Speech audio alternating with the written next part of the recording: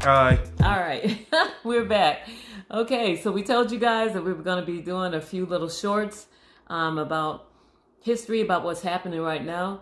And so I would like to start this off because this is July 4th weekend, even though technically July 4th was. Yesterday. Yeah, okay, Yeah. but it's a July 4th weekend and people are still out of town, some of them, and with family, some people. And I really saw something sad on Facebook. One of the people from my hometown, or our area, where we came from in Michiana, they were just kind of crying about the fact that families don't get together like they used to Yeah. in the old days. And I thought that was sad. But then I just heard from someone I know, and they said, "Oh, we won't be at church tomorrow because we decided to stay an extra day with family." And I thought, "Oh, well, that's good to hear." Right. So we are going to talk about the 4th of July situation and how it's connected with Juneteenth. But I just want to say this because I just want to say something from the heart. Hey, during these holidays, let's try to be with our family and our friends. We spent the holiday with friends. We did, yep. Yeah, because we don't have a lot of family out here. Most of our family lives really far away. But we were together as mother and son, and we were with friends. Yeah. And it's a really good thing. And if you see somebody who doesn't have any place to go, hey, invite them. It's good. You can get people, maybe they don't have family around, or maybe their family is not that nice to them or whatever, but you can try to come together as a community during these holidays and things like that, because I think holidays are important. That's what I want to talk about.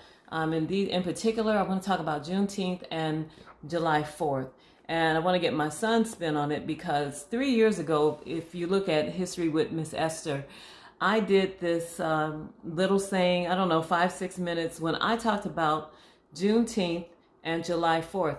Now, please do not politicize this, okay? Biden did not have to make Juneteenth into a national holiday for me, okay? I didn't know about it when I was younger. I found out about it when I got older. I started celebrating it years before Biden did anything. So for those that want to just dismiss it and say, he shouldn't have made it, no, just calm down, okay? Yeah. Yeah, just calm down, because everything becomes so politicized now. Okay, but Juneteenth is a celebration that started in Texas. These slaves were still slaves even after the Emancipation Proclamation and everything. And I think it's just a beautiful story how they went to bed as slaves and they woke up and found out they were free. And that happened on the 19th of June. And so that's how it kind of became the whole Juneteenth thing. There's a whole story behind it that we don't have time to talk about now. But I'm just saying, okay, so that's what it has become. It's just like Passover to the Jews. And actually, I celebrate Passover too, which is, we go to Passover every year. And so that's a beautiful celebration. Juneteenth is a beautiful celebration. And do not forget, people forget about the history behind the whole Civil War thing. Right. People can talk about the Civil War came because of this, and to preserve the Union, and da-da-da-da. That's why they fought it. They would never have fought the Civil War if it were not for what? Slavery. Yeah, exactly. So don't forget that there were thousands and thousands of white people who went to their death to free black people. Exactly. That's never happened in the history of the world for anybody, for anyone else, okay?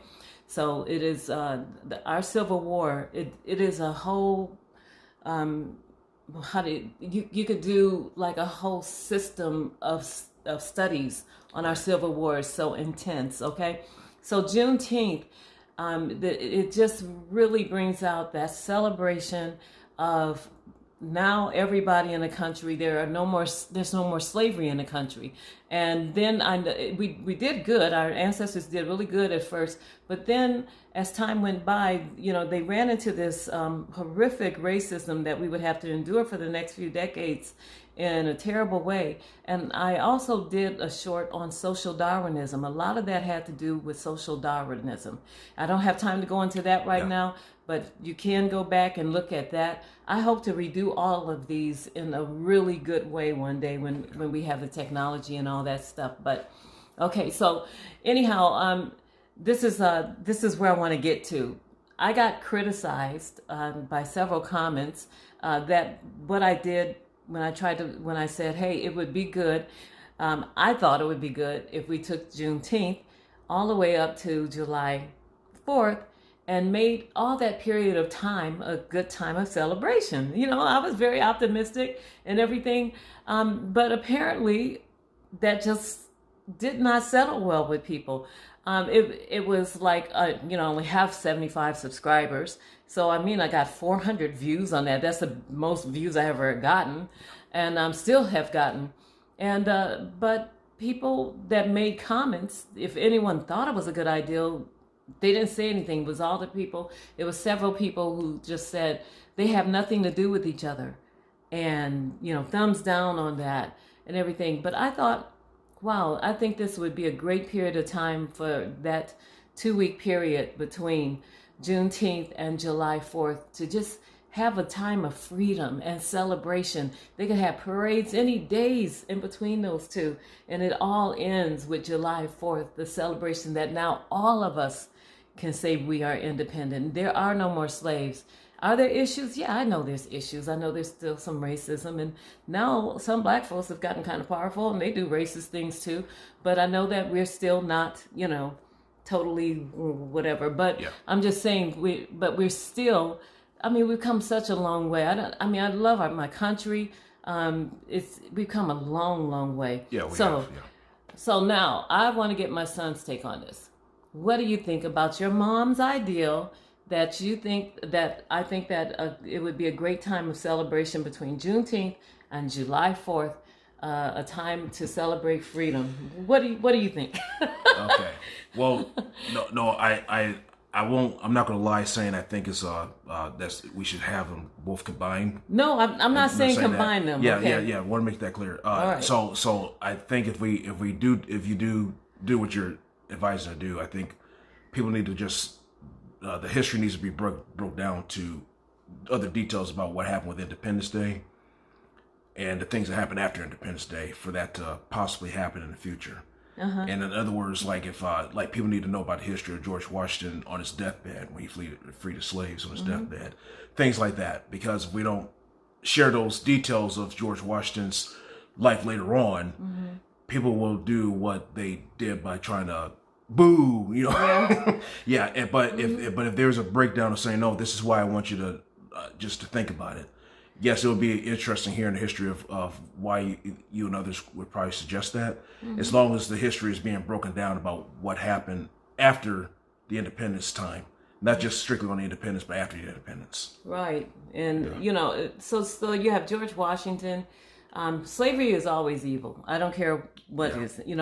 George Washington, though, had a consciousness about it. He actually voted against slavery, though he kept his slaves, and but he would never sell families apart. That was good. That was a good sign there. Yeah. And what people don't understand about that time, that era, even when I was young, I'm 64. I don't want to admit it, but it's true.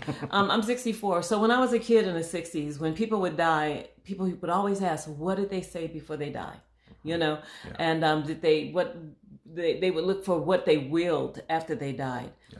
And so I think George Washington understood that when he made that declaration that upon his death that his slaves would be free, that he was making a very strong statement to the whole country. You need to free your slaves. Yeah. He voted against slavery. He wanted to free the slaves, and he did free his, and he made that statement at his death, and that's really good.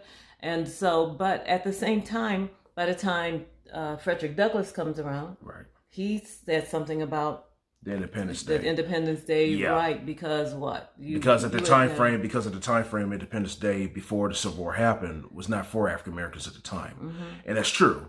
And I want to make this very clear. I understand why there was African Americans in today's time that don't celebrate Independence Day because of the history. I get that part. I want to make that clear.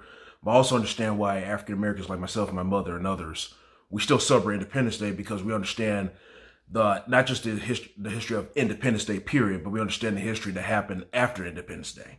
And what folks got to understand is that if you study the history after Independence Day, you'll start seeing the small signs. It may not happen right on the spot, but you start seeing small signs that started happening in this country before the Civil War happened, of changes that was trying to take place. And I got to put this nugget out there really quick. I just found this out that that in the state of Michigan, where me and my mother grew up in, Michigan actually ended slavery in their state before the Civil War. Oh, yeah. And people got to keep that in mind. So that happened after Independence Day, but it also happened before the Civil War. So people got to keep that in perspective of what was starting to happen after Independence Day.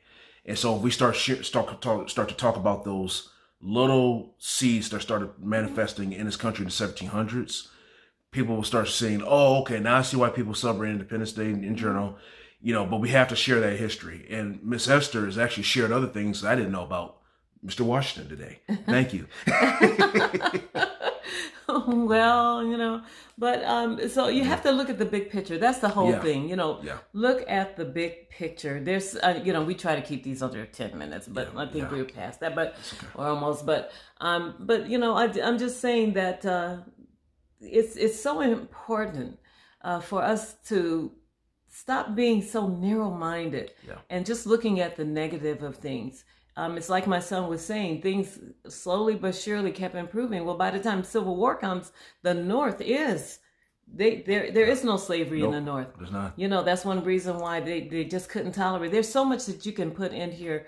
The Dred Scott case that came up and all, bleeding Kansas. There's so much that led up to the Civil War and led up to slaves being freed. And so then, I know we had the pushback. We did so well at first, and then we had the pushback with Jim Crow and all that kind of stuff. And there's still pockets of racism. There are, but there's still so many good people of every race and bad people of every race. Exactly. And I can tell you, I'm black. I know some really bad black people, and I know some really good black people, and I know some really bad Jewish people, and some really good Jewish people, really bad white people, really good white, Hispanics, Asians. You can go down the line. Exactly. I mean, it's all of us, So we need to give individuals. It's what did Martin Luther King say? The content of our character, right? Exactly. And so that was my thing. I just thought that between Juneteenth and July 4th, that is a time that we could our mindset could be on freedom, and we could have tons of celebrations and things like that. So but tons of open discussions about the details of what happened after the Independence War was over. Right. So, and all of that, we all need to keep our history in mind. Right. There's some people that right now they're just protesting, calling America a horrible place and everything. And they're protesting in favor of people who have murdered babies and burned them alive, chopped off their heads, all that stuff. And they're like, we're worse than that? No. And the protests, folks, when it comes to that, you all know that I've made it clear in my other personal videos, I'm against that protesting when it comes to that, because that is not the people that they're joining in protest. When it comes to that protest, they don't believe in a democracy. We're going to make that very clear. The protest that we did see that happened over 3 weeks ago, that happened across the United States of America, that was a protest that was going on concerning our government. But the protest that Ms. Esther is talking about, I think it was concerning Hamas. Yeah, Hamas. Yeah. And all that. It's not the same. Right. I mean, everyone has a right to protest. You don't have to agree with the government 100%, but to get into cahoots with people who actually want to destroy your government. No. And yikes. Right. And so, but I just want to make that clear about the weeks ago protests that happened nationwide. That was not with Hamas, but that was with what was going on with the government violating protocol that shouldn't have happened.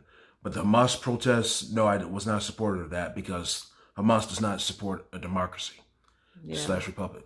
So, Right. So, and then, then he and we agree on a lot of stuff, but then we're going to have our times of disagreement. I'm a little more conservative than he is, so. I'm still conservative, just more, I'm not but I'm not. Me and my mother have this in common. We're not right wing. Yeah, we're not. That we're not right wing. You No. know. Yeah. You know. He can see a little bit more middle of the road than I. Sometimes I think I'm middle of the road, but I'm more leaning. You know. She's a little bit more leaning. I'm a little more leaning conservative. I understand that part. And you're more middle of the road than I am. I guess I could say, you know, we could say it that way, but that's fine. And we will talk about all of those things with time. Yeah. You know what? We like to keep these short and everything. We hope that you got something out of this. It's so important to study your history, because a lot of stuff that you're seeing today would not be happening today if people only knew their history. Okay, right. So this is Miss Esther and Marques. We're just going off now. Okay, guys, it's good talking to you. We love you. God bless you. And I hope that you enjoy the rest of this July 4th weekend. Take care. All right, bye.